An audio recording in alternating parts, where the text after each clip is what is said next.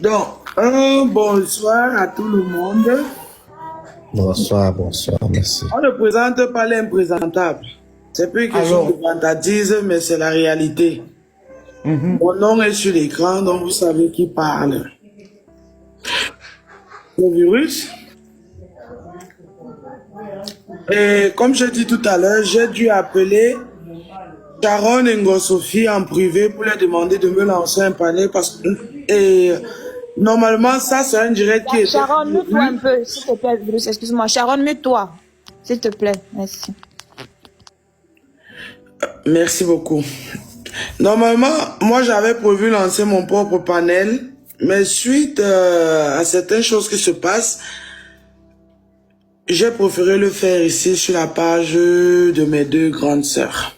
C'est leur page parce que elles sont, que ce soit Sharon ou Ngo-Sophie, qui dit Sharon dit Ngo-Sophie, qui dit Ngo-Sophie dit Sharon. Donc je les ai appelées toutes les deux en privé et j'ai dit s'il vous plaît, lancez-moi un peu un panel, j'ai envie de parler. Le papier que vous voyez, Sharon a mis en fond d'écran. J'ai juste demandé à Ngo-Sophie que mon nom complet soit effacé. Parce que s'il faut que mon nom complet soit sur les réseaux sociaux, j'aimerais bien donner l'opportunité à la personne qui va oser l'afficher, le faire de son propre gré. Faut pas qu'on dise que c'est moi qui l'avais affiché et ils ont repartagé, non. Donc c'est la raison pour laquelle vous voyez ces deux barres bleues au-dessus, vert, pardon, au-dessus. Donc pendant que je parle, tapotez un peu le direct et écrivez en bas Good Life pour que la page de Sharon ne soit pas signalée. Merci. Donc, c'est pour ça que vous voyez les deux barres verts au-dessus où mon prénom et mon nom sont barrés. C'est à ma demande. C'est moi qui ai demandé à Ngo-Sophie de le faire. Ce papier que vous voyez, il y a un deuxième dont on voit l'en-tête. J'ai filmé les parties importantes. Il y a sur ce qui est sur l'écran actuel. Je te donne mon autorisation d'enregistrer ce live et de le repartager comme il est retransmis. Vous allez voir qu'il y a deux dates qui sont écrites dessus, donc ma date on dit ça comment en français?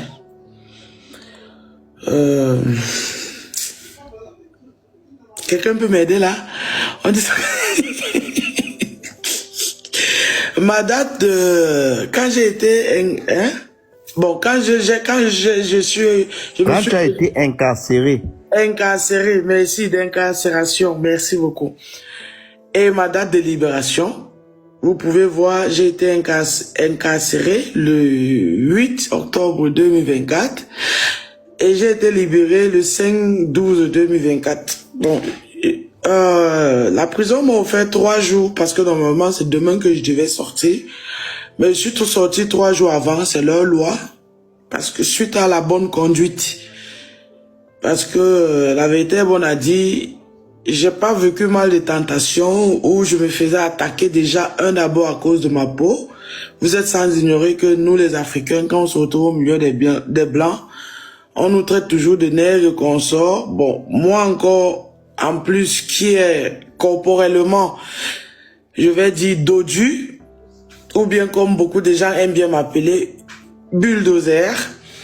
Donc, j'ai eu des propos inhumains à mon égard, des attaques, mais bon, j'ai gardé mon sang-froid, j'ai pas réagi, je suis resté tranquille.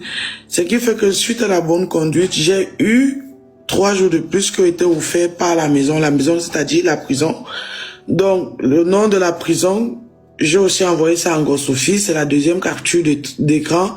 Donc je permets aussi à Sharon de la mettre aussi, cette capture d'écran aussi, en fond d'écran. Bon, même sur cette capture déjà on la voit en bas, c'est écrit Justice for Anstalt, Schwäbisch Gmünd, et le numéro de téléphone aussi, donc vous pouvez bien appeler. Vous pouvez dire par exemple que vous voulez me parler, et on va vous dire que je n'y suis plus. C'est un exemple, voilà. Donc, moi, je suis dehors depuis jeudi, depuis le 5. Normalement, j'ai décidé de prendre mon temps. Le temps de enjoy d'abord, Mon Bangzizi, monsieur, mon mari, mes enfants et tout, parce que je rends grâce à Dieu, j'ai retrouvé ma famille intacte, comme je l'ai laissée. Voilà. Et ça, je vais pas me vanter pour dire que c'est moi. Non, c'est pas moi. Je pense que c'est la volonté de Dieu. Donc maintenant, nous allons entrer dans le but du sujet. Vous connaissez le problème. Moi, j'étais déjà... J'aimerais vous rappeler ceci. Hein. Moi, j'étais déjà sur sourcil. Parce que moi, je suis le genre de personne, quand tu m'offenses, les histoires de trop parler, là même, ça c'est les réseaux sociaux. Je me retrouve en train de trop parler. Mais ceux qui me connaissent dans la vie privée savent que je ne perds pas le temps à me placer devant toi pour discuter avec toi. Quand tu m'offenses, je viens, je te pose une seule question. Qu'est-ce que tu as eu à dire à mon absence? Quand il dit mon absence, ça veut dire quand je n'étais pas devant toi. Et c'est une question, c'est une fraction de seconde, tu as à me répondre. Que tu me réponds ou pas, ce qui est sûr, c'est que moi j'agis. C'est comme ça que moi je suis, parce que mon père me disait toujours pas de pitié pour les salopards. Moi je n'attaque pas. Quand je sais que la personne qui est devant moi me dépasse, je n'attaque pas cette personne parce que je sais que je n'ai pas les moyens de ma politique pour me défendre. Si la personne décide de m'attaquer ou bien de répondre à mes attaques. Donc, j'aime toujours, j'ai grandi comme ça. Donc, quand moi on m'attaque, je réagis parce que je sais de quoi je suis capable. Que ce soit la force physique, mentale, émotionnelle. Je connais mes limites. Voilà. Donc, pour ne pas trop durer, vous connaissez l'histoire. J'avais été contacté par des sœurs que j'ai eu à connaître dans l'état du Baden-Württemberg qui se retrouvent en Allemagne, sur une province. Des sœurs camerounaises qui me connaissaient déjà sur des réseaux sociaux, puisque je suis actif sur Facebook, ça fait beaucoup des années, pas dans le sens positif, donc je suis pas trop fier de ça, mais bon, c'est la vie. Et qui ont décidé à un moment donné de faire des amitiés avec moi, qui étaient à leur avantage. Mais moi, j'ai pas compris ça à l'avance. Je me suis dit, bon, ce sont des sœurs, des amis, l'amitié, pourquoi pas? Parce qu'à la base, je suis un singleton. Normalement, je marche toujours seul. Mais bon, dans ce domaine, je me suis laissé aller, je me suis laissé emporter. Et je me suis dit, un contact avec d'autres personnes, c'est pas aussi mauvais. Je pensais que j'étais tellement mauvaise, j'étais tellement méchante. Pour moi, je me disais que peut-être j'étais invivable. Raison pour laquelle je m'éloignais des gens. Donc, quand ces consoeurs se sont approchés de moi, pour moi, je me suis dit, c'est une occasion aussi pour moi de me prouver, surtout à moi-même, que non, je peux aussi marcher avec d'autres personnes et c'est pas moi le problème. Je croyais que tout le monde était comme moi, parce que si moi j'ai pas une affinition avec toi, si je ne t'accepte pas dans mon cœur, je ne marche pas avec toi. On peut se voir, on se salue à distance, mais je ne te laisse pas m'approcher à un point où tu peux m'offenser, au point où ça va me faire mal. Voilà. Bon, ces sœurs donc, et il faut aussi comprendre que mon mari a joué, concernant certaines parmi, un grand rôle, parce que je l'ai connu ici. Et quand elles sont venues vers moi, mon mari m'a dit oui, c'est des affinités, merci Seven. Ce sont mes petites sœurs, puisque lui vivait déjà dans la province il y a longtemps, donc il se connaissait. Ce sont mes petites sœurs et tout, donc c'est un truc qui m'a aussi beaucoup vraiment motivé à me rapprocher d'elles. Le contact, pour vous dire la vérité, n'a jamais été intense